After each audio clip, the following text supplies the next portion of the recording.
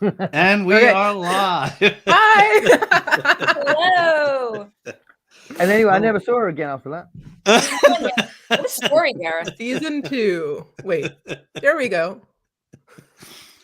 Didn't I tell you he was going to run with this one for like a few Every months? It doesn't get old. Never. Well into season 2, we're still getting it.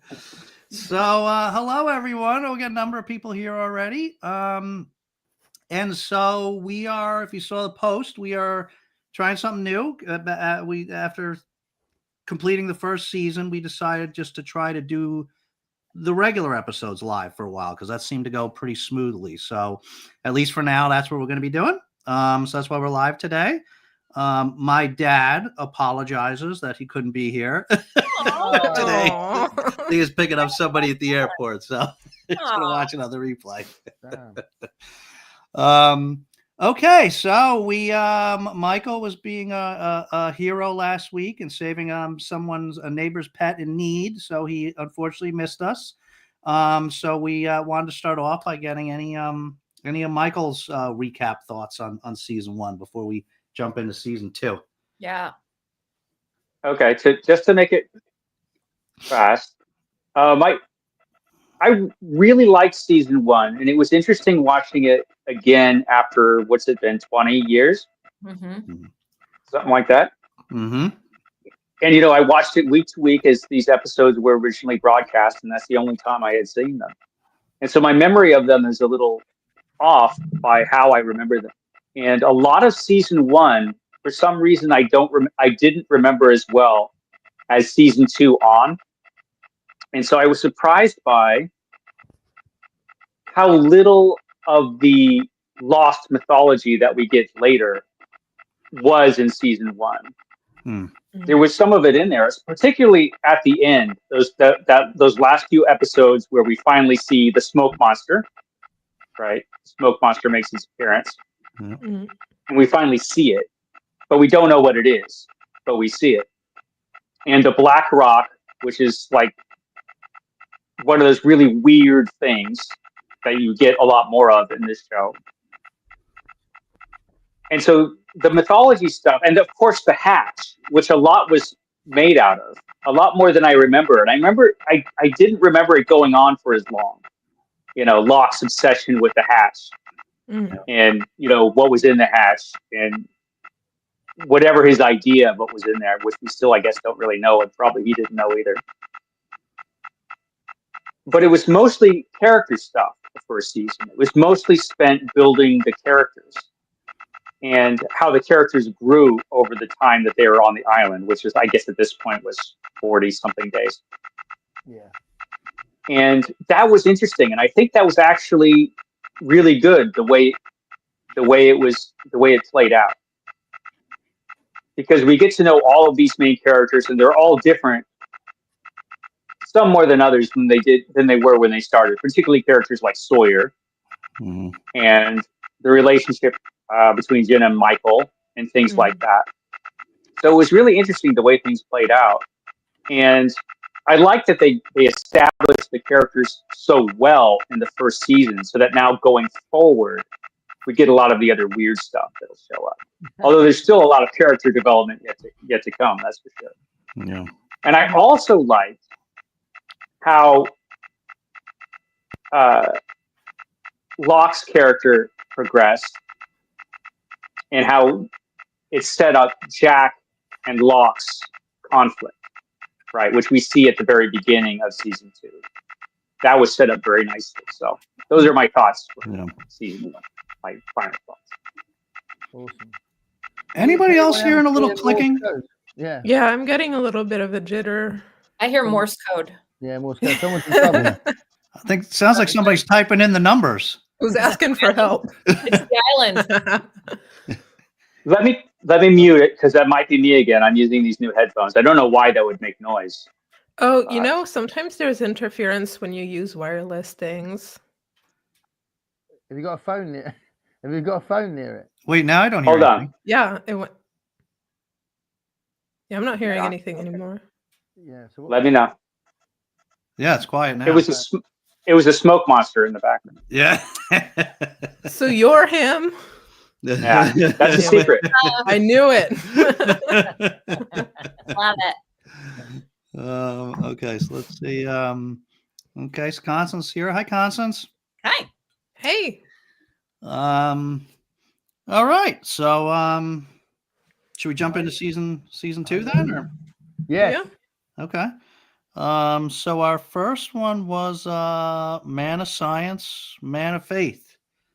So what I don't wanna put MJ on the spot. You don't have notes this time, right? So, No, but I mean, we talked about my, reflection on the first 30 seconds of season 1. Or season 2. Wow, I actually hit, like, I ended as soon as he shut the locker door and I saw the Dharma symbol. That's when I said, "That's it. Don't go any further. This is it. Stop. Yeah. Wait till next week."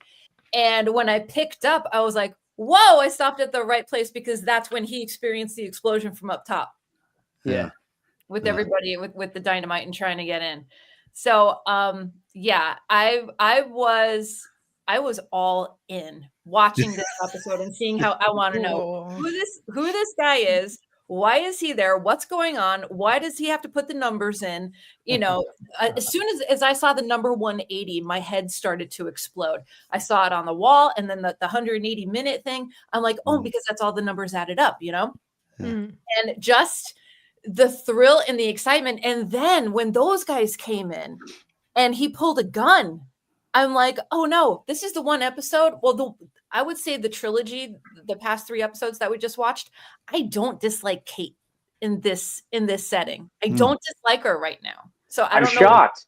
That's progress. I'm like, she's kind of resourceful, Yeah, the badass bits, isn't it? Yeah, but it's the whole Desmond Jack thing threw me for a loop too. Yeah, that was a lot of fun. What, the fact that they left, that they've met.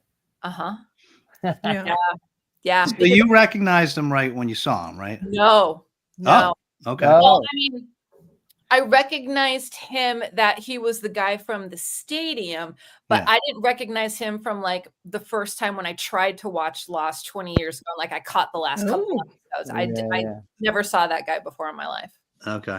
Yeah, which is kind of cool. So you were happy with the reveal? I know you were very focused on whether you were going to like when they showed him.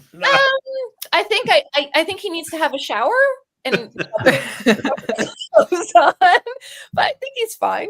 Yeah. I think Desmond's always a bit rough and ready, isn't he? Yeah. I guess, but Jack is too. He's got that scruffy thing going on. But yeah, I liked how apparently Jack needs a shower as well. Yeah. But Desmond had access to running water, so he doesn't have an excuse. Yes. And I will applaud Desmond for being down there as long as he was. That everything is still pretty neat, tidy, and organized. Except his head, he's gone mental. Yeah. Well, there's that, but his surroundings aren't contributing to his mental illness, I don't think. Yeah. He did a good job just with his facial acting with because when we first met him in the stadium, just uber friendly, approachable guy, right? And then he looked really crazed when Jack first sees him there, right? I mean, he looks like I haven't seen him in anything else, but he's so brilliant in this, the actor. Because realistically, Desmond has been alone for how long? Is it 16 years? 15 years? No. Longer? A few years. No, just a few years. Just a few years. Okay. Yeah. Okay. So let me ask you this, MJ. How long, for those first 30 seconds before you realized, before the explosion, did you think that did you know right away that it was in the hatch, or was it like, oh, some dude in an apartment, and maybe it's a flashback or something? I wanted to think that it was in the hatch because of the bunk beds, because of everything being all encompassing. It was just the whole, the natural light. I know there wasn't natural light, but the artificial light was kind of freaking me out a little bit. And then watching the episode, I don't know if it's midnight, 11 o'clock, 2 o'clock in the morning. It's complete darkness up top, but he's getting up, like he's getting ready to make his breakfast. Like he totally had Martian type vibes, from Andy Weir's The Martian movie. But he can't properly rest because he has to do the But I didn't know that. Yeah, he can't sleep. Yeah. I thought he was just a type A dude, and I'm like, that's my kind of guy. I didn't know he was forced to do all that. But he kind of built it into his routine, you know, and I appreciate that. But you know, I won't talk about it now, but they talk about it a lot in the 3rd episode about what happens if you don't press the numbers. So, you know, just like, Yeah, we'll get there. I've got a couple of quotes that I really liked in the episode. Hurley tells Jack that his bedside manner sucks. Yeah. yeah. Your bedside manner sucks, dude. And then I love it when Kate says, "What do I say if I need to stop?" John says, "Stop." So it was really good because obviously that she was looking for some sort of code or something, and he's like, "Stop." And that was all really good. And I did make a little note. I haven't got those notes for episode 1, but I wrote down that Jack confuses hope with a certainty and a promise, because like his dad says to him, "You got to give us some hope." So he goes, "I promise I'm going to fix you." That's not what you say when you give someone hope. You can go somewhere in the middle. You know, he's like, he goes from 0 to 100, Jack, doesn't he? And which is why then he wrestles with guilt when he can't do it. Yes. You know? So I think that's a really interesting and consistent characterization with him. Yeah. But I love all that stuff with Kate in the ventilation shaft thing, and you know, all the way that all. Is that in this one or is it in the next one? She's she's locked up right now. She's a hostage. Right. Yeah, that's true. Yeah, I think it's maybe the 2nd episode. But these 3 episodes starts that thing that Lost does when it shows the same thing over and over again from a different perspective. Love that. It does that loads of times, and yeah, love the way they do that. Yes, because I'm dialing into that, and I'm like, oh, we've seen this before, but now it's from a different set of eyes. Very cool. And the ending with the kid dripping out of the water, the ghost appearing. Hey, well, ghost. What was that? Wait, which one? Does he appear in this episode, or is it the 2nd one? Yeah, I think that's the episode 2. Is it episode 2? I think it's episode 2. I watched half of 2 and all of 3 like 2 hours ago. No, I think it's episode 2 because today I watched episode 1 again, but because of I have it on DVD, I had that feature where they had the director's commentary. And they were talking about how, because at the end of season 1, there were 2 big cliffhangers, which were the Hatch and Walt. And so they made the decision. They said, okay, in episode 1, we're only going to do the Hatch. And then we'll do Walt in the next one because it's too big. Yeah. But it was really interesting because to go back to what you were saying, Gareth, they were talking about how they wanted to present Jack. So the man of faith, man of science is kind of like Locke versus Jack, but it's also Jack versus Jack, where it talks about how he's a total man of science, but maybe he's, you know, getting needled toward being a man of faith by the island. But they also wanted to show a moment in his non-island life where he was faced with a miracle. So like when he was able to fix his patient or his wife. And so I thought that was kind of interesting to have that kind of double perspective there, or kind of double experience that he'll live differently. And also it reminded me, you know, when what's his wife's name? Susan? No. It might be. Whatever. Yeah. Sarah. There we go. Thanks. Yeah, when Sarah's on the operating table and she's like, "Oh, you're off the hook. You don't have to fix me," or whatever. Kind of reminded me when Boone said that too. When he's like, I figured that "You're was off the probably hook." deliberate. Yeah. Oh, yeah. Definitely. Definitely. Yeah, I didn't catch that. Huh. It was pretty small, but it was in a flashback. Yeah. And I noticed that her terrible husband or terrible fiance was actually Captain Pike from the new Star Trek show. Oh, wow. Was it? Was it? Oh gosh, that's cool. I didn't notice. Is that a JJ? You didn't recognize him because he doesn't have the big hair, but it was him. Hanson Mount, really? Cool. I'm gonna have to go watch that again now. Yeah, watch it again. It was him. Yeah, 20 years ago. But you see his brain weren't they going, I don't want to look after somebody for the rest of their life. He could see that working away. He was going to bugger off. Yeah. Yeah. What else stood out for you guys from season 2, episode 1? Well, I think for me, very much what Celeste was saying, which was that because these whole 3 episodes are very much really developing the faith versus reason thing, and I mean this one's called Man of Science, Man of Faith, and so yeah, that was I think a really, like Celeste was saying, that was this flashback for Jack was really I think the first introduction of him having to experience like basically a little bit of faith, because he's always so factual just so factual and so rational, and so everything just has to be reason and logic and no faith whatsoever, and that's how he is with her, and his father's trying to tell him to give the patients hope, and he's just telling her you're never going to walk again, this and that, and then sure enough the miracle happens, and I think that was kind of like them giving us a first little introduction into him, like getting having a little crack into learning to have faith in things, because then we'll talk about that when we get to it, I guess. But so do you think that was a medical, do you think that, I'm just going to pose this, do you think that was a medical miracle, or do you think the island vibes were signaling something? Just saying. I think that was, well, I won't answer. Yeah. It's too spoilery to say, really. Okay. Yeah. Do you mean for Locke or for Sarah? No, for Sarah. Oh. Yeah, no, I think it was a science miracle, yeah. Yeah. Mm-hmm. I think. Okay. Okay. Because the island reached out with Desmond, you know what I'm saying? Mm-hmm. Mm. Just saying. All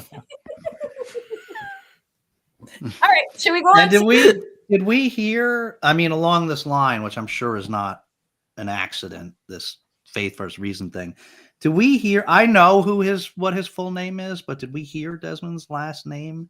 Yeah, Hume. Yeah, okay. Yeah, his name's Hume, which is one of my favorite, I'd say favorite philosophers. He's not a perfect philosopher, but he's a Scottish philosopher, and obviously Desmond is Scottish as well. But he was quite good with some, like, bringing in some of the modern thinking around the later part of the 18th century?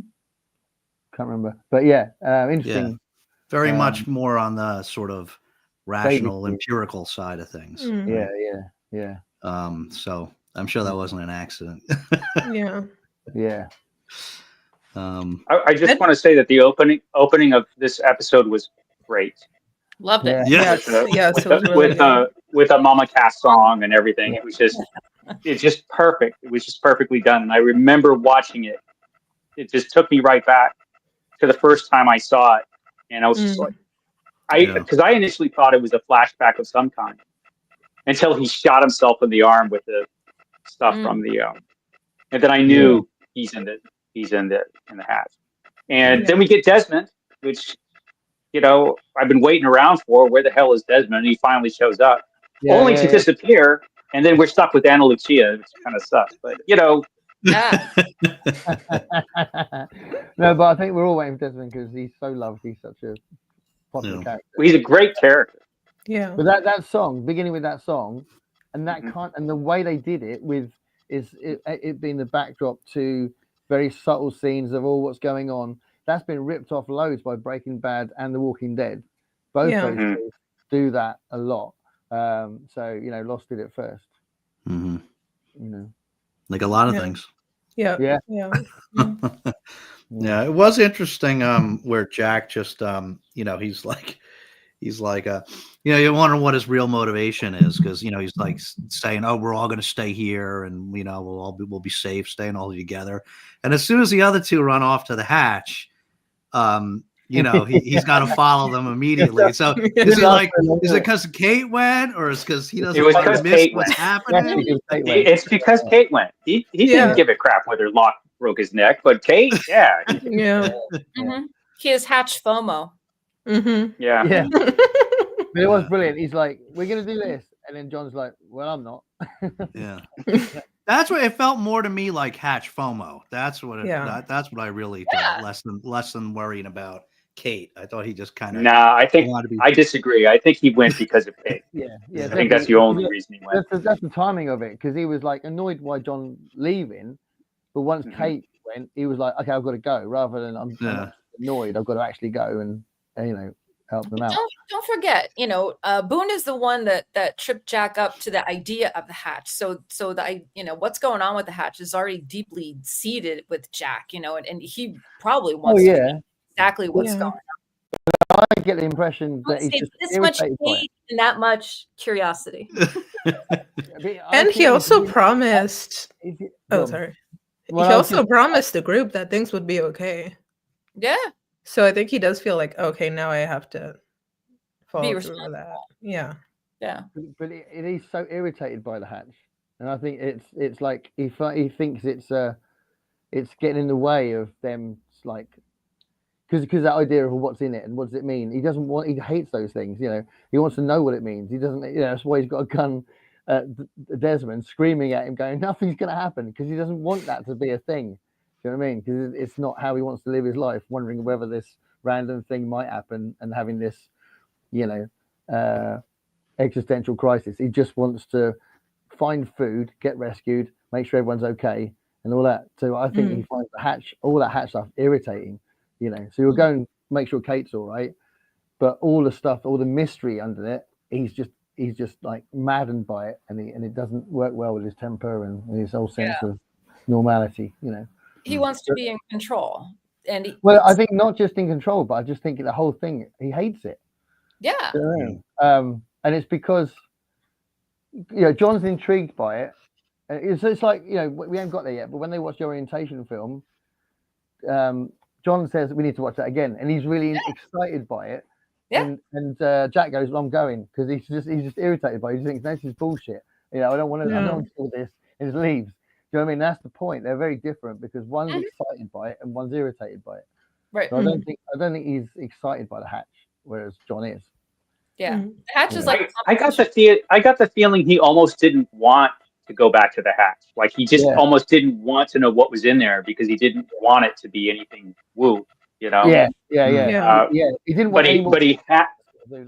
Yeah, but he had to go. I think because hey, Yeah, and the hatch really is like a Pandora's box. Once you open the hatch and go down, the island isn't going to be exactly.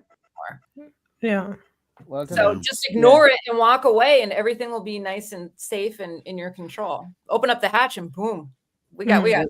There's a very specific reason why it's a Pandora's box as well. That's in the episode, so it's not a spoiler thing. I'll get to that in a minute. Once he presses execute, they're screwed. Yeah. But should we hit? Sorry, go ahead. I just want to give a special shout out to how aesthetically pleasing episode 1 was. That I just thought that hatch was gorgeous. It pleased my the fact that I was not alive in the 70s, but I could still see that. Well, I was alive in the 70s, and it was really well done because it had the old records, it had the old early 1980 computer. Yeah. And it was just so well. The records were old, it was so well done that it was genuine. It felt watching it like it was from the 70s. Yeah. Well, that and also the shot of that stadium, just aesthetically, chef's kiss. It was beautiful. Anyway, the only aesthetically displeasing thing was Jack's hair. That was the only thing that was awful. It was so bad. And I remember watching it so bad. When we first watched it, the lady of the manor and myself were watching it together, and she turned to me the first scene he was in and said, "That is a terrible wig." And I said, "It is a terrible wig," and it's still terrible all these years later. Yeah. You know what's really funny? During the director's commentary, they talked about it. I can't remember who it was, but then they said, "I'm really glad this episode wasn't about Jack's hair." So even they know. Yep. Yeah. One thing I wanted to say as well about this first episode is with all the build up of the last few episodes of season 1, it's so nice.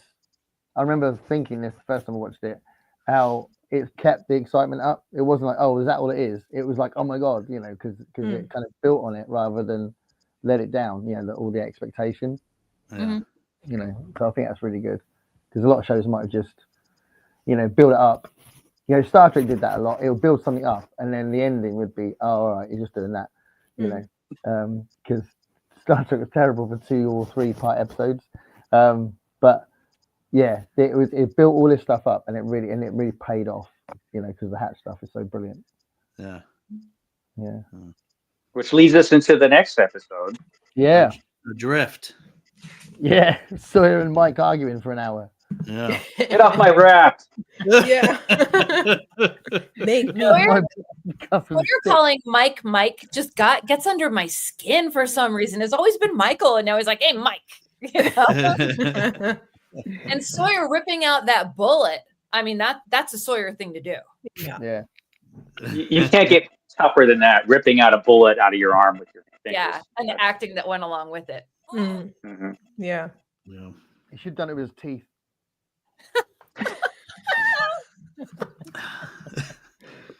Oh, so this was quite a heartbreaking backstory, huh? Yeah. That was that was I don't know. That might be the I don't know. That may be the saddest backstory we've seen so far. I don't know. Some of them are really gut punches, but that one was pretty bad. Watching him say goodbye to Walt. Yeah. But yeah, I think Susan is kind of an underrated villain in this show. For the mom, she's pretty bad. Yeah, she's pretty cruel. Yeah, definitely agree. Yeah, and he gave everybody noticed, of course, what Michael gave to Walt, right? Say that again. Wait, you notice what Michael gave to Walt when he gave him the stuffed polar bear, right? Yeah. Oh yeah. Oh yeah. Yeah, that's right. We'll meet again. Yeah. Wait, so which episode? Was it the third episode where they watched the orientation video? Yeah, the third one. Yeah. Okay. All right. This has got this has got some Hatch stuff because this is the stuff where Kate's doing the Rambo stuff. In the vents. But yeah, a lot of it's on the raft with all little bits of the raft. Yeah, and so the water monster that was a shark, was that a Dharma shark? It was a Dharma shark. Okay. Didn't it have like the Dharma symbol on the tail or something like that? I wanted to make sure I wasn't seeing something. And yeah, it was a Dharma shark. There was a Dharma Island shark. Because they did say in the orientation video that there were zoologists involved, right? Or something like that. Mm-hmm. Yeah. Fascinating. And Walt had a good shot and killed the shark. Yeah. And then he made nice with Sawyer. Well, I thought all the interactions between Michael and Sawyer in this episode were great. I mean, that floating around on the what's left of the raft business was awesome. Again, it took me right back to the first time I watched it, and it was so tense. This whole beginning of the season was so tense because, first of all, the way the last season ended, and we had to wait all this time, and everything is still unresolved. They're still in this terrible danger, and it was really good. Mm-hmm. Yeah, and the bickering was really real, wasn't it? With them blaming each other, and Yes, exactly. That seemed very realistic to me.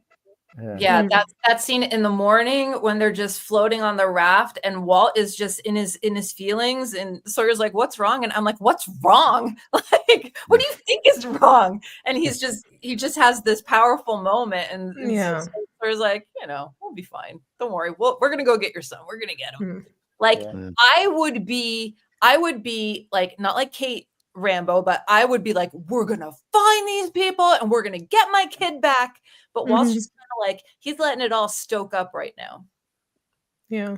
Michael. Yeah. Yeah. Yeah, but it's cool to see that back and forth of like, you did it, no, you did it, and he was like, nah, it's my fault. Yeah. Yeah, I was Pretty feeling much. really It's, bad for Sawyer because I was like, what the hell, man? He just got shot trying to save your son. Yeah, you did this. He's the only one around to blame, you know? He's the only Yeah. one around to blame. He needed somebody to blame, so he's not going to blame himself. He's going to blame Sawyer. Yeah. Well, he's and that's consistent as well because Michael is hot-headed all the time. He's always shouting at people, you know. And it's you know, I also think it's very clever writing because you also feel for him as well. So you kind of you have empathy for him, even though he does go around just making the worst relationships and the worst kind of like, you know, he makes things worse for himself. But yeah, I mean, it just seems very real that two men, especially alpha male men, would just blame each other, blame the other person, and say, well, you know, it's not my fault that I'm like this. It's you did this, you know. So I thought that was done really well. And kudos to Sawyer for putting it together that they weren't after the baby, they were after Walt. Yeah. Like to actually say that and to have it make sense, you know, like and Michael's like, oh yeah, that's exactly what happened. Yeah. We weren't on the raft, you know, and then Sawyer's like, you know, think about the craft that they came in on. You know, they're from the island. Yeah. That was a small boat. Yeah. Was you wondering where Jin was in all this time? Or did you just think, oh, I was. I'm like, I know he's not dead because Gareth said he's an important character. Accidentally spoiled it. I said he's gotta be either he swam to shore or he's hanging on to a floaty. There's something going on, but he's not dead. I knew that. Yeah, I couldn't remember when he turns up again. So when me neither. When he ran out of the bushes, and like, oh my god! No, he can't wave his hands because his hands are tied. Yeah, his hands are tied. Oh my god! You know. Yeah. And then that's the first time we see Mr. Echo, which is kind of funny because that's the big black guy. Oh, we don't know his name yet. No, I don't. Yeah, we don't. But this was the first time you saw him, and he's just this giant guy with a club. And I remember, I'm like, oh my god, what are they into now? At the end of that episode, I'm like, oh no, what now? And his facial expressions and his eyes were like crazy. Like as a first time viewer, I'm like, oh my god, these are the others. Yeah, that was it was funny that I couldn't remember, like you, Gareth, where Jin next appears, because that scene where that group comes, you know, you see kind of like their silhouettes when they first start. You see them coming. That was like one of the most memorable scenes of all of Lost to me, you know. Really done. Weapons that have spikes on them, and they're just like they're ready to go. They're ready to go. So you immediately think it's the others, right? And then the episode's over and you have to wait a week. I don't think it's the others because I don't know any better. I've got some other notes here from other characters. So there's a bit where Charlie and Claire were chatting away, and Charlie with the statues. Yeah, she's got the Virgin Mary statue. Be careful with that. Yeah, and he's like, you never know when you're gonna need it, and I'm like, and then and I wrote the conversation between John and Desmond is really well acted. You know, the bit where he's asking loads of questions, and John's just like, "Well, no one got ill. What are you talking about?" and all that. And that was really done well because obviously Desmond's like really intense, and he's like got this desperation about him, and John's just like, I this is all new to me. I don't know. You know, he's just really chilled. I thought that was really done well. The kind of like the comparison between it. And I did write the hatch stuff is some of my favorite parts of the whole show. But also the music in episode 2 is amazing. Like the music when Kate was shuffling along the vents, and when the countdown was happening, when he was deciding whether or not to execute or not and do the numbers, the music was so brilliant. And it made a huge difference, you know, because you know, I don't know if you guys notice it, but as soon as it kicks in, you can feel the music adding so much to the scene, you know. Well, the music on this show is so good, and by the second season, they had figured it out so that it's just brilliant. You know, the way it's done, it's great. And did anybody catch on with the shark scene? That there was a little homage to Jaws in there. Yeah. Listen No. really Where? close, and you'll hear some tones that are very reminiscent of the Jaws theme. Very That's cool. kind of Ooh. ironic because he's become Giacchino has become John Williams' replacement in the industry in a lot of ways. So yeah, that's quite funny. Mm. He's become the big kind of Pixar man and all that. But yeah, interesting. But yeah, it's such a good episode. Yeah. I did write though that it was kind of I'm gonna complain about Locke again.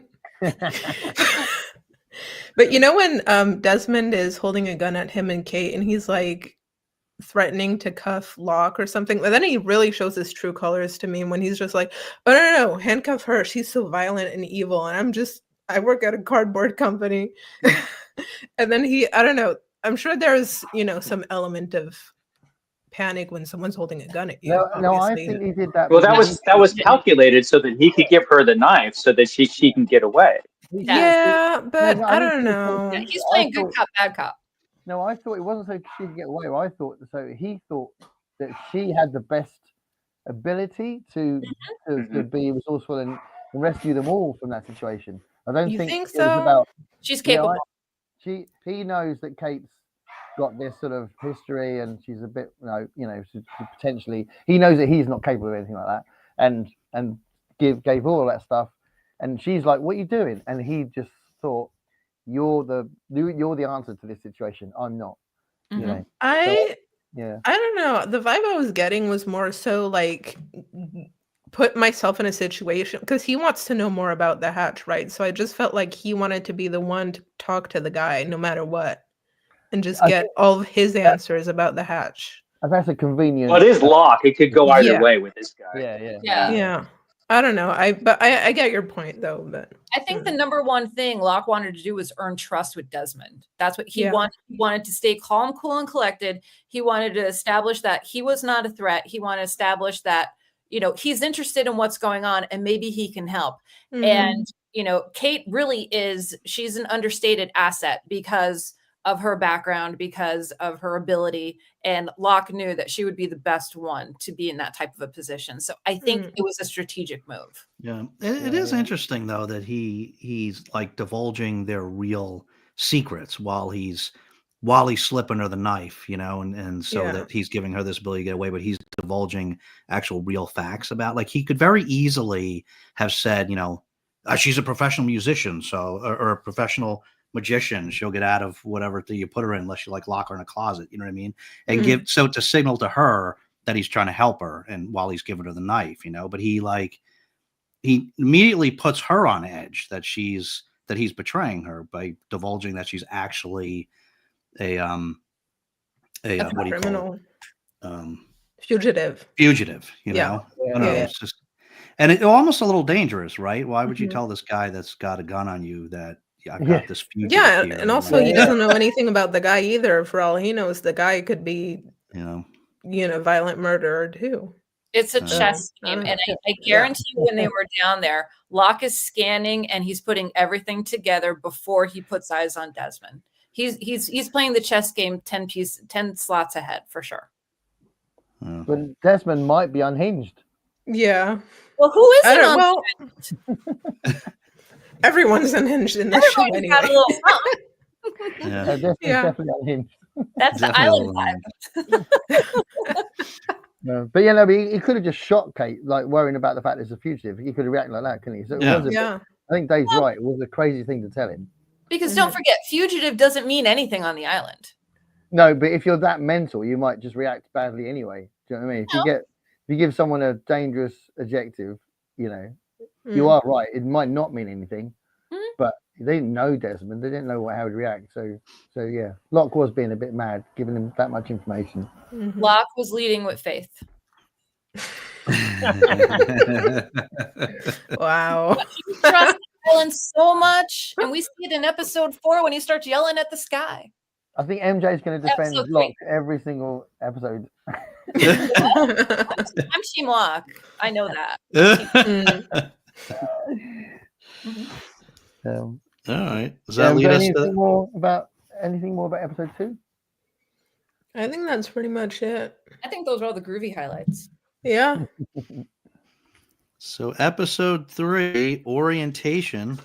which was my That was fun. favorite episode. This was a good one. That's a That's good the one. first time we get the Dharma Initiative, isn't it? Well, it's Yeah. the first time they talk about the name and everything about what it is. Yeah. With the initiation tape or whatever. Orientation. Which was brilliantly Initiation. done. Yeah. And I love that they say namaste in the middle of saying Yeah. goodbye on the orientation. I'm like, Yeah. dang, From now on, we need to close our episodes of this with Namaste. namaste. So what did you think when you saw that orientation tape, MJ? Like, what do you? I loved it. I wanted to watch it again and again and again. I wanted to watch it so many times. And I'm thinking, okay, so this is number 3. So where are the other orientations? You've got all the right questions. Why are we number 3? Where's the rest? That's where my investigative brain is going. So you don't have any there's no certain little things about the show. You don't really know anything about Dharma, right? No, in my Okay. head, I'm just equating it to like all of our tech billionaires getting together and trying to put something together, to save the planet or whatever, start their own whatever. Who knows? Mhm. But it was Okay. some type of an initiative that brought so many branches of, what was it? It was science. And was it just science? Was there anything else? They didn't bring Psychology. philosophy or anything, did There's they? about 4 or 5 of them. There was Yeah. like Yeah. psychology was one of Like- them. It's like Zoology. electromagnetism, zoology. That's it. Yeah. And of Yeah. course, my head goes to the Schumann resonance, and I'm like, oh, we're talking about magnetism. So cool. And they showed the polar bears when they did the zoology, Yeah. zoology piece. And That was cool. because I think that's one of the, because some people have said, oh, there's no explanation for the polar bears, but there is explanation. That's one of the moments when it's linking the polar bears to the Dharma Initiative. Yeah. There's another time as well, I think. But isn't this the episode as well where the hatch is called the Swan? Yeah. Yeah. Yeah, he One refers to station. it as like station number 3, the Swan or whatever. Station number 3. So what are the Yeah. other stations called? That's what I want to know. Station number 2, Mark Zuckerberg's backup plan. Yeah. I think. I think remember. Oh, Go go on. ahead. No, I was going to say it's just really enjoyable to discover that kind of thing. So I love it. That's the stuff I live for. I love that. I remember when I saw this show for the first time and I saw the orientation tapes, I remember thinking this has major Stanford prison experiment vibes. So that's It the kind does. of stuff Yeah. I thought I was going to see in the show. yeah, I love the fact it keeps cutting out. That's one of the things that I've never felt. Yeah. There's bits missing, and Very sometimes poorly edited. yeah, Mhm. and sometimes So it's was- like really difficult to like. Oh my god, that's a really annoying part for it to get. It's like if I had edited the film. Was there any meaning behind the film being behind the taming of the show, or is that just like a random book that they picked? The turn of the screw, right? Or the turn Turn of of the the Screw. It's Is there any probably I haven't read the I- book. might but have I some don't know. obscure meaning. Yeah, I was gonna- assume. Sorry, go ahead. go on. I assume that because I'm trying to. I didn't pay attention to all the books the first time around we watched the show, so I'm trying to pay close attention this time. Anytime we see a book, and I think about it when we do. I'm assuming that turn of the screw thing was because we see some of these characters occasionally see sort of ghosts, people that seem to be there but are not actually there. Yeah. Like we see that with Walt, right? Which episode was it where Walt shows up? Too. I thought I it think was. it's in this one, no? I thought it was When when No, he's it's in- stripping from the ocean or whatever. Yeah, that was Oh, last. when season 1. That was. No, no, it's No. when I think when Shannon's running after Vincent or something. Yeah. And then she Ah. sees him in the jungle. Oh it yeah. might be this one. It might be 3. I don't know. I think it's hold on. Let me I can't remember, but yeah, but the ghost thing is because obviously that we know what that is, but you don't know. It just seems to be ghosts, isn't it? But yeah, that could be a reference to. I mean, this is something we've seen a couple times so far, right? People seeing somebody in the woods and then trying to Yeah. follow them, and then all of a sudden they're not there anymore, and that's But Yeah. the other thing too is that we're getting glimpses into people's backstories. But if these stories are playing in people's heads, this is also their own ghosts. You know what I mean? hmm yeah. Yeah, Yeah. Yeah. So you know, So it's they like may their be own guilt, isn't experiencing it? it too. Yeah, their memories. Mhm. Yeah. Mm. Um, I didn't write it down. Celeste's double checking something there. I was looking to I'm see if it remembering the was right. episode 2 or 3 where you see Walt. I'm remembering the right book, right? Turn of the Screw with the. yeah, That was it. yeah. Mhm. No, I noticed that as well, and I was going to look it up because I can't remember what the plot is. Yeah, and there was a second book, and I meant to write it down, and I forgot. We saw a second book in that episode. Mm. And now I'm going to have to go back and check. I don't remember. I meant to write I think it it down. was 10 Tales of Transformation by Gareth Howells. Yeah, I think it was. Yeah. Yeah. And it had, I think there was a little sticker on the bottom about Pulitzer winner. Right? It was one I didn't recognize, so I was going to go look it up, and then There's a cool rating project there. That is read all the Lost books. Yeah. yeah. Ooh. I mean, so what have we seen? So we saw Sawyer was originally reading the Watership Down, Watership right? Down. Was the Mhm. first one. And then the next one that I saw was he was reading Wrinkle in Time. Yes. Yeah.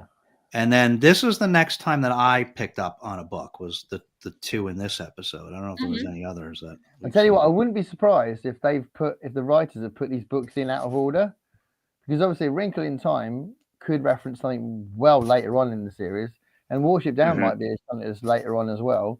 And you know, because they did have a sense of some of the things they were going to write. I think some of it was made up as they went along, but some of it definitely wasn't. And I can imagine they might have done that deliberately to put these little Easter eggs in there to kind of make us think, and then they're actually related to stuff that's not even in it yet. Yeah, that very well could be. Those things are very far. What you're talking about is very far down the road. I mean, I'm thinking about Watership Down. Watership Down is a group of rabbits trying to get to a sanctuary, and they end up, it's like a mafia type thing, like with General Woundwort. But their home is at risk, and they have to go somewhere else, and that's the general plot of Watership Down, isn't it? So I don't know if that's relevant to the show yet, but I think the books would have been chosen deliberately, wouldn't they? Yeah, I don't think they're random. for sure. Yeah.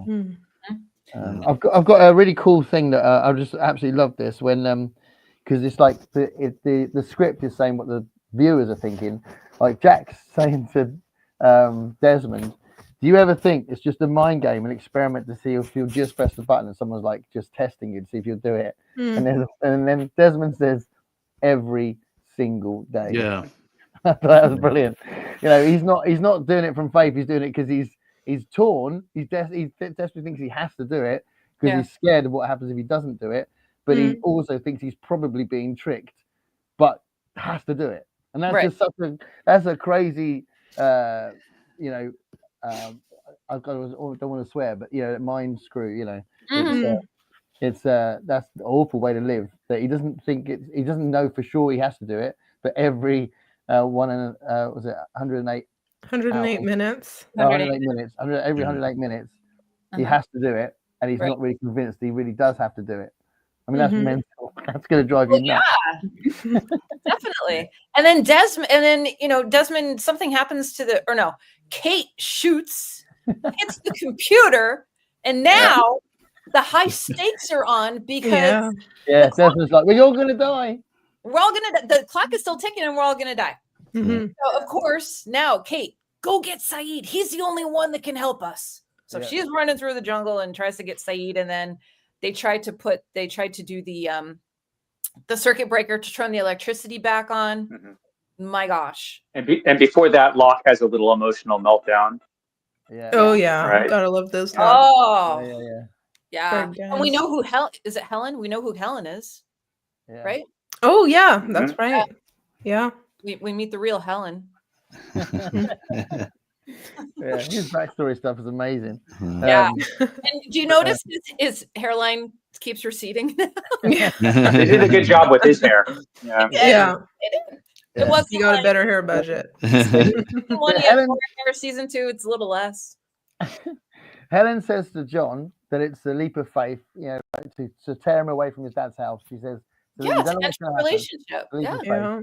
So he calms down and thinks, okay. And that leads on to the moment when Jack is completely torn. He doesn't believe for a second that he has to press the button, but he also feels like he has to press the button because it's like, well, what if I'm wrong?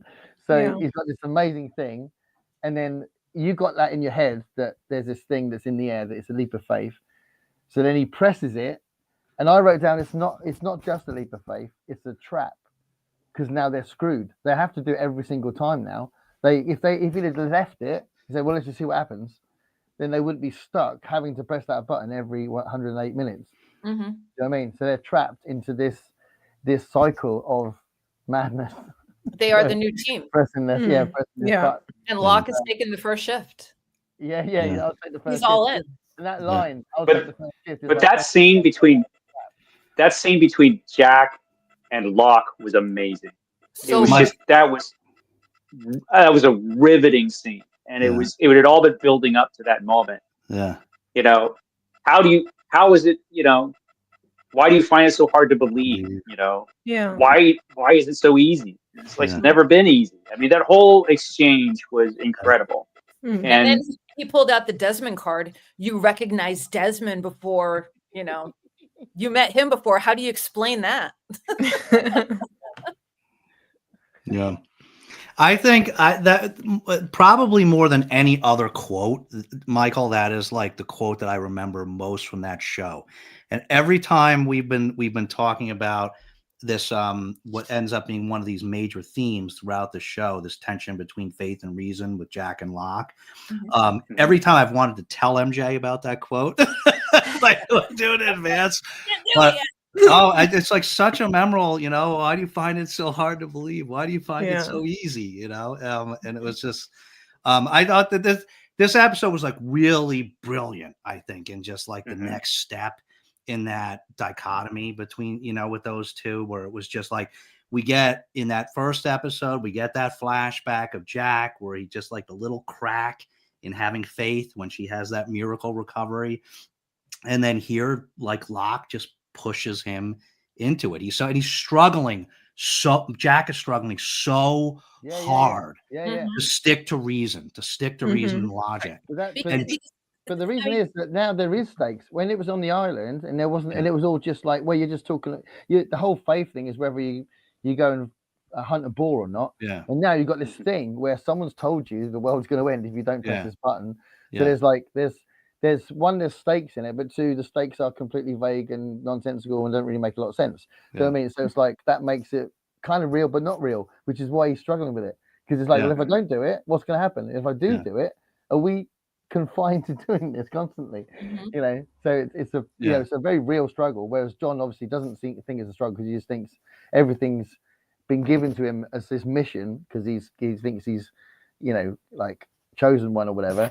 But Jack hasn't got all that stuff, so he's just like, well, I'm just looking at this logically, and this is mental, you know. But it's a difficult dilemma because it's like, well, what if there is something? I'm gonna have to press it because I don't know if there is something, you know. But it's just sorry. Here's the other thing with what's going on with Jack. What I think is that he's had so many woo-woo experiences on the island so far, is that he's searching for any type of a piece of logic, something that he could hold on to and grab to. He can't explain a smoke monster. He can't explain that there's polar bears that he's seen with his own eyes. You know, there's so many different things that have happened on the island to shake his core, you know, and probably most importantly, his dead father disappeared. Well, yeah, you know, his dead father is not in the coffin.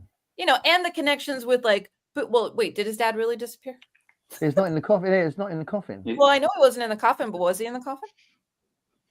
Yeah. Did he ever make it? Are we sure? Garrett doesn't know. He's just like, yeah, Jerry was. Quiet, Garrett. We know he was on the plane. That's all I'll say. Jack definitely thinks he's disappeared. So you know, referencing what you were saying, that's an extra bit of woo-woo. If Jack is like, when he saw it, he's like, where the hell's my dad gone? Yeah, because he had visions of his dad for a while. You know, in the first episode. So there's a lot of things that are shaking his foundation of logic right now, and he's trying to hold on to anything that'll stabilize that. Yeah, but I think what was the most brilliant part how that scene culminated was sorry was how She's going, what about Vincent? Yeah. He's got an She opinion feels again. very strongly about this. Was how it's just Chloe. How Locke forced him to do, like, he didn't have to be responsible for it before, right? Mhm. And how Locke forced, we're seeing in the flashback, we're seeing how Helen is forcing Locke, take a leap of faith. And so then in real time, we see Locke forces Jack to do this. Yeah, 'cause he And he's said, really nervous about it, right? But he he's says- forcing Jack to take the leap. He says, I don't want to do it on my own, didn't he? Yeah. Yeah. It's kind of But like made him. Yeah. It's also, I thought, well, It's him manipulating a bit someone. manipulative. Yeah. Oh, yeah. The way, no, but yeah. Well, I didn't want to complain about him until it was prompted to, but the way he's just like, this thing is beeping really loud. It feels like the hatch is about to implode. Yeah. And he's just like, actually, you do it. Mhm. And he's just so chill about it. I don't think he was chill. I think he was Yeah. crapping his pants. Well, but it probably, was but important I to him mean, to force Jack to do yeah, it. Well, to like he- officially prove that he's in with it. Yeah. Yeah, he feels he needs Jack on his side. Yeah. Yeah. You know, he needs Jack to be with him. And I don't know that he even knows why at this point, but he feels he needs Jack. Yeah. Well, because he spent I- his whole life alone, right? I mean, Yeah. that's Yeah. So I wonder if I was gonna say that. So I wonder if he needs Jack specifically or just to know that literally anyone else is in it with him. I think No, I it's think Jack. he needs Jack. I think Yeah. he senses that he needs Jack specifically Yeah. because he feels like they're all here for a reason, Mhm. and he has he has faith in who he thinks he is, Hmm. and Well, and he's already got Kate there. I think he recognizes that Jack was brought here for an important reason. He's clearly the leader of the group, and so he needs Jack on his side, I think. Yeah. Yeah. It's true. He also I guess knows that he has Saeed and Kate at least. Yeah, and he And but he then- still thinks yeah. he needs Jack. He tells Jack he needs him on his side, even though he has got Saeed and Kate in the vicinity. yeah. Did anyone think it was so weird how Saeed just went in and he's like, I don't need to know what this is. I'm just gonna fix this computer. No, I because just thought it was so weird. that's what I would do, even, because like it's like you don't know. There's something counting down, there's an alarm. Yeah. I don't know what it is, but I better fix this just in case, which is logical. He's walking into the situation. I don't need to know why. I just know something bad might happen. So let me just fix this damn thing and worry about it later. Yeah. Maybe. That Yeah, I guess. he made sense in that. Mhm. That's true. That's true. There is yeah. someone's made a comment asking if this was private or not. So Yeah, we yeah. can probably address it and say no, it's All right. not. But we just Yeah, wanna it's get- not private here. Sorry, we missed a No, couple of these. we're in it. Notice Locke has the desire to watch orientation video Yeah. more than once. Yep. And I would too, though. I Me want to too. watch that over and over again. I would have watched it like 10 times right Yeah. away. Yeah. Just yeah. but he didn't. But Jack didn't press execute because of the video. He just did it because he doesn't know what's going to happen. Because the video, Yeah. the video didn't tell him what was going to happen anyway. The video just said you need to do it. So Yeah. he just pressed it because he doesn't really know either way, and he was like, well, I Yeah. could better just do it just in case. Right. Yeah. And, And I remember, oh, go ahead. yeah, I remember when I first watched the show, I was surprised he pressed the button. Yeah, Mm. Because it Yeah. seemed like an unjacked thing to do. Yeah. And so I was Yeah. surprised he did. and because it was all on him pressing it, it felt like the viewer was about to find out what happens when they don't press it. Yeah. Yeah. When you Right. pressed it, you're like, oh, okay. And don't forget, they didn't have the last right number. They had 43 instead of 42. Hurley knew what the number was, but wasn't saying anything. That's right. And Jack corrected it. Yeah. Numbers That's right. that you do. Yeah, But yeah. Jack comes in and he's like, Desmond told me it's 42. It's not Yeah. 43, it's 42. So they're Great like, question. okay, you come over here and it's 42. So he told them the number. So Yeah. he wants everything to be okay, like subliminally or subconsciously or something. Mm. Because why not just roll with the Can fake you- number if you think nothing's going to happen? Can you do an impression of Desmond, MJ? No, that was Jack. No. Can you do? I just want to know if you could do an impression of Desmond. No. It'd be great. It's 5 o'clock in the morning with my first coffee.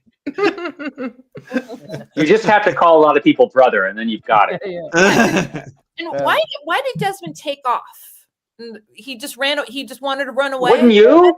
Yeah. But Because then he's been pressing that button this whole time, and all of a sudden he's like, "I'm about to find out what happens if I don't press it." So Yeah, I'm getting away I from the guess hatch as far as right, but possible, then so. like I don't know. It just seemed weird. I think wasn't Desmond really was like surprised. he's been waiting all this time for somebody to take over for him, Yeah. and I think he knew that Locke was going to take over for him, and now he Yeah. could go, and he's just going to go. And Where's I he had forgotten. You know, but I had forgotten that he does disappear like that. Because in my mind, you know, I guess I forgot that he did. But yeah, he's gone, and I think, yeah, he just runs off, and you just don't know. And so, you know, our crew has to, you know, take over for him and press the button. It's Well, interesting. there's that great moment right at the beginning when he first meets Locke, when he says, "Are you the man?" And Yeah. Yeah, exactly. Are And he's you like, him? "Well, you're going to be the man. Yeah. You're the man, whether you like it or not. I'm leaving." Yeah. He's got to get some sleep. Oh, he probably hasn't had an 8-hour sleep in I don't know. He hasn't how slept long. more than 107 minutes at a stretch Yeah. for Yeah. years. And can I just say the most realistic moment is when Kate found the score bar and just opened it up and Yes, like, yes. eyes rolled in the Yes. back of her head, and I'm like, that's the most human thing I've seen her do this whole time. And it was the score. That's when her opinion shifted. You know, no, maybe Kate's okay. Yeah. Yeah. If it was Kit Kat, she would have went even higher in my book, but score's all right. I'll take that. How much is cyber? How much is free will? Mm-hmm. That's another show, isn't it? Yeah. We'll do one especially at the end. We'll discuss the themes of Lost. We should make 2 columns. What's been decided and what's been decided. You can't Well, ask the question until the end anyway. I wonder too if there's some for Jack, if there's some element of him finding himself as a person, because in his previous life, I guess he was really following in his dad's footsteps for most of, or at least it felt like it. And I feel like on this island, he's for the first time really making his own decisions. He's not, following someone else. Right. He's not. I think that's into line. Yeah, I think that's a big part of his character, where he kind of feels doomed to follow his dad's footsteps, like you say. And I think we see that in the show. And here is a place where he can make his own decisions and go in a different path, but he struggles with it, and he's struggling with it the whole time. And it's part of his interior struggle with the whole faith and reason and everything else. Well, because all of that is bound around the fact that he is a fixer. He wants to fix everybody. So that's obviously not always easy, and it's not always down to faith, and it's not always down to what's around him. Sometimes it doesn't work. Sometimes it doesn't happen. So he's gonna. Well, he wants things to be fixable. He wants things to be fixable. When something goes wrong, he wants to be able to set it right. Does anyone remember when Hurley approaches Jack and he's like, "Hey, why didn't you stop when I told you stop? Like, don't blow up the hatch. There's numbers or something." And Jack is like, or Hurley tells him the story, and Jack is like, "You weren't a psych ward?" Yeah. And then later he tells Locke, "Hey, why didn't you stop when I said don't blow it up because of the numbers?" And Locke is just like, "Well, I didn't, so too bad." But did Locke say something else? I can't remember. Because I just thought there would be they're both their reactions to the numbers was just weird. I thought there was something snarky that Locke may have said, or sarcastic. Yeah. I don't remember what it was. I remember that. Well, Hurley said something to the effect of, "Well, I told you, I was screaming at you to stop," and Locke was like, "Well, there was that." Yeah. Yeah. He just dismisses him, doesn't he? I mean, and Jack says they're just numbers, Hurley. Yeah, he just says it in that way. They're just numbers. He's like, "No, they're not." Yeah, and like that whole Well- thing, like you were saying, Celeste, like he said, well, I won the lot, I met this guy, I got these numbers when, I had a little time in a psych ward and, I hit the lottery. I won $147 million. And Jack's like, you were in a psych ward? Not Yeah. like, you won for, I would be, No one believes Yeah. him. Charlie doesn't believe him. yeah. I don't know who else he told, but just Well, if somebody Well, tells all you the I ca- won $147 million and then tells you I was in a psych ward, you maybe not Yeah. believe in the $147 million part. I'd still believe it. Well, everybody underestimates Hurley. Yeah. I think yeah, Hurley hasn't given a everybody. reason. That's just like a running theme for the show Yeah. is that everybody underestimates this character, Yeah. and Yeah. the importance of the character is underestimated Mm-hmm. Yeah. Sure. by the other characters. Yeah. Yeah. I love the Okay, fact and that then John let's- always thinks him Hugo. we have to get to the part where they're in the hole and they threw in the other lady. Ah, Anna looks. Oh yeah. Okay. The Yes. other lady now she's the one that was hitting on Jack at the airport, right? Yeah. Yeah. Mhm. Okay. But did you In the recognize her as an flashback, yeah. actress anyway? The what? She's quite a famous actress now because of Fast and Furious and things like Was that. it her? I'm like, it looks like her, but I don't know if it's her. Yeah. So, Michelle Rodriguez, right? Michelle Rodriguez. Okay. Yeah. Yeah. Like maybe it's her sister because it kind of looks like her, but it doesn't look like her. No. So you didn't think, oh, she's going to stay in the show because she's famous. You didn't think that? No, Oh, okay. Yeah. no. 'Cause, I mean, I don't know. Was she famous at that time? Were the movies out? I think She wasn't as famous at the time. Yeah. No, but I think I recognized her when she first came into it. I think I had seen her in something. So I don't know what it was, but I think I did see her in something. Girl Fight. She was in a movie called Girl Fight. I haven't seen I don't that. know where that came from, but she was Dave's Okay. seen it loads of times. a hard drive. Sorry. Yeah. That film, didn't they? Girl Yeah. Fight. Well, Yeah. this one, she was the obviously untrustworthy, clearly a spy thrown into the pit. Oh yeah. know, She that- was really bad at pretending she wasn't there. For She was terrible, and Yeah. it's like Yeah, But but they here's didn't drag that out too long, though, did they? So at least that's no. Yeah, that's true. so here's what I don't understand is that okay, she said someone said you were in the back of the plane. So Mhm. there's the front of the plane, the middle of the plane, and the back of the plane. And the people from the back of the plane like survive, but they're not with our people. Yeah, because they fell in different places. Okay. Because when the plane crashed, it like broke in half midair. Okay. Yeah. All right. So then, she's playing this ruse to get the firearm, and then she's like, all right, send me up. And then she goes up like, freaking like a superhero. And basically is like, peace out, losers. You're just gonna stay down there. And I'm gonna be with Yeah. the back of the plane. So are these people the others? Do I have to wait and find out? You want to know? Nobody say anything. Nobody say Wait anything. and find out. Wait and You'll- find out. No, I don't know. A few episodes from now, you will get a lot of answers. You'll probably know next week. Okay. I think it's because the right next now, episode. They're Probably. other people. They're other people to me. And they look like, they've probably been stranded for 40 days, but they also seem very, like Lord of the Flies, primal, like Mhm. we're going to protect what's ours. But did they take Walt?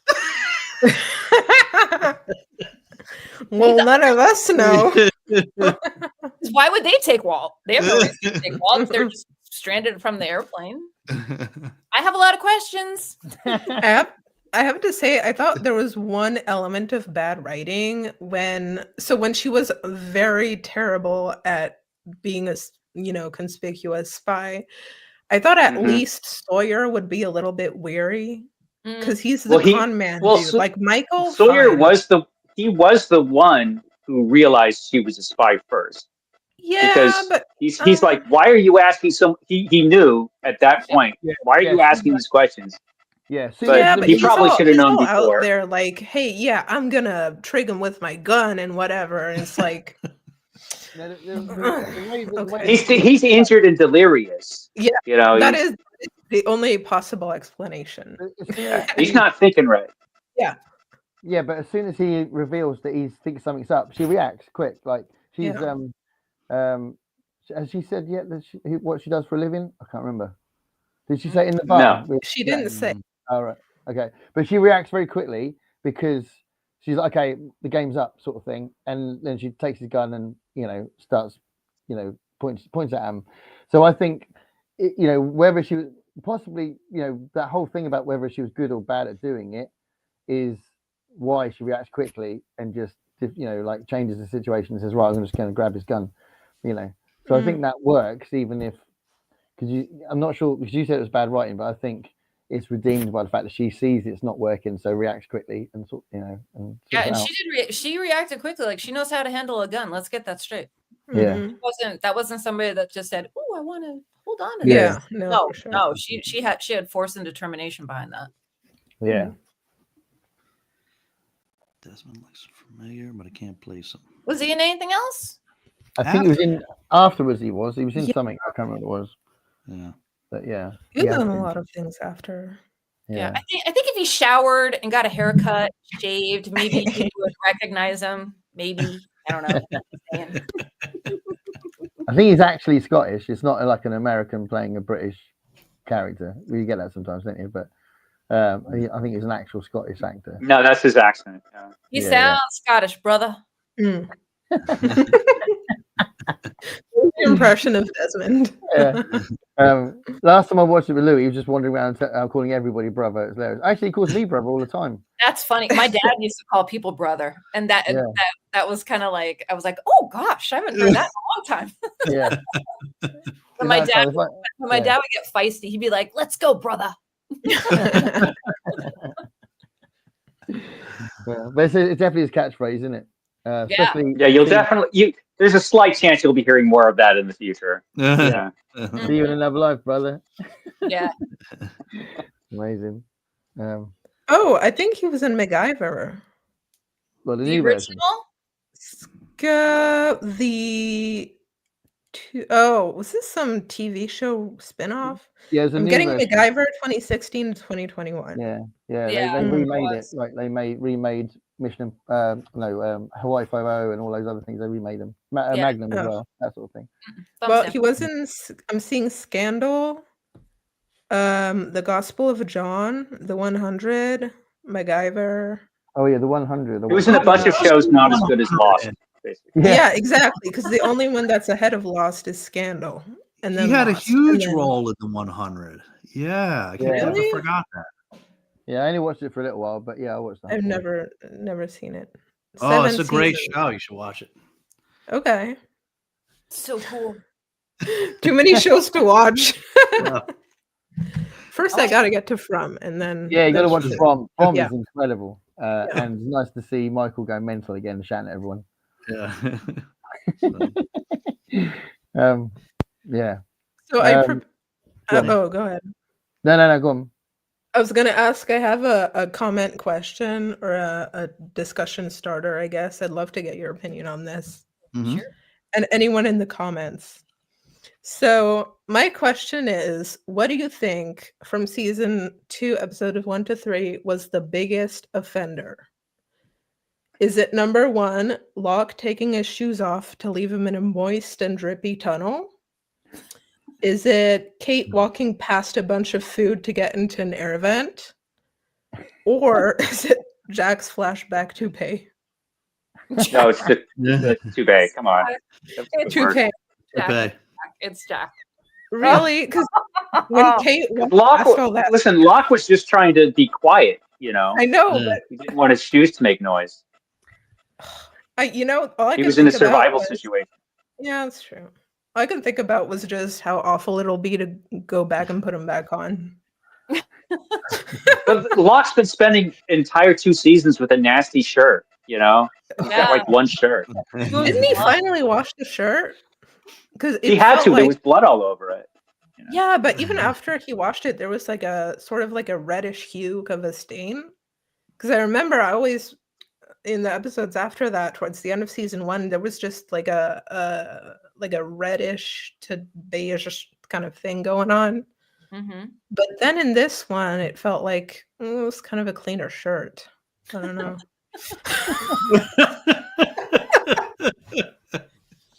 This is what you pay attention to on your 7th time. Yeah. It's the details. Get into the nitty-gritty of it all. I like that. So MJ's going, are these the others? And you're going, is that a clean shirt? No, I'm just going. Is he gonna air dry those shoes, or is there maybe a dryer in that bunker or whatever? I don't know. And he's screaming There at is the a. sky, tell me what you We want. get an answer to that question. Well, can we talk about though how Did you see a dryer in the Swan? You do. You see a. You Yeah. see a washer a at least, washer? Yeah. Yeah. and which was an interesting thing because everything else in the bunker seemed old, but the washer seemed newer. Mhm. Um, Well, they would have had washing machines in the 70s, so it's not that weird. mhm. Can we talk about It's an how random advanced it Dharma was? initiative washer dryer. Dharma washer Yeah. Dharma for initiative. Dharma clean clothes. I'm so glad they're in it now as well. There's so many things. The last 3 episodes have brought in loads of new stuff. That's some of the best stuff in the show. So, that's really cool. If I'm remembering correctly, in that director's commentary episode, they said they thought of those 3 first episodes as like a set of 3 that Right. complement each other. Yeah. Instead of just 3 separate episodes. Mhm. It works. It Yeah. works. They really go together. I think It feels that way. Yeah. The way that we're Yeah. watching it 3 at a time works really well. Yes. Just in general. Agree. What were you going to say, Celeste? Can we talk about what? Oh yeah, how weird it was. There was just a front door Oh to the yeah, hatch. they had to There was- dynamite the hatch. There's a front door. Locke never found it. Well, you got a feeling it was a little ways away and it was a little bit covered. When you see, there's at one point when she goes to the door or something. I can't remember what episode it is. It might not even be in this 3, but I it don't is a think- little bit covered. In And- this episode, yeah, you don't see it from the front. No. But you do But he's see it just like, "Oh, eventually, yeah, front door. and it's a little bit covered, so it's not something you would see if you were just looking at it. Mhm. And maybe Locke was just too dumb to like walk around because clearly the hatch can't be opened from the outside, so there has to be another door. And even he says at one point, "Well, there's got to be another door," Yeah. but he just never found the door. Yeah, they didn't find it. I mean, I think it's not particularly that weird. That one, they didn't find it, and 2, him and Boone became totally hyper fixated with getting that hatch open. Yeah. So they weren't necessarily spending a lot of time looking for the door. Yeah. Well, now I'm just thinking about the topography of the island, because if there's the hatch, and then you get kind of a sense of how deep the tunnel is, Mhm. and then so there's the hatch, however big it is, and then it seems like the door is on the side, or it's like maybe a few steps up or down. So now I'm thinking, is it close to a hill or something? I don't know. But the one thing that I kept thinking about is, why do they keep shutting the door behind them?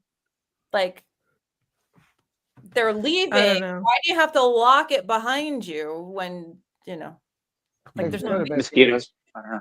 Yeah.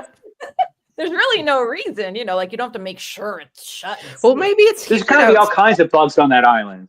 Well, They There- should keep them out. there's the They have to keep pterodactyl. the humidity.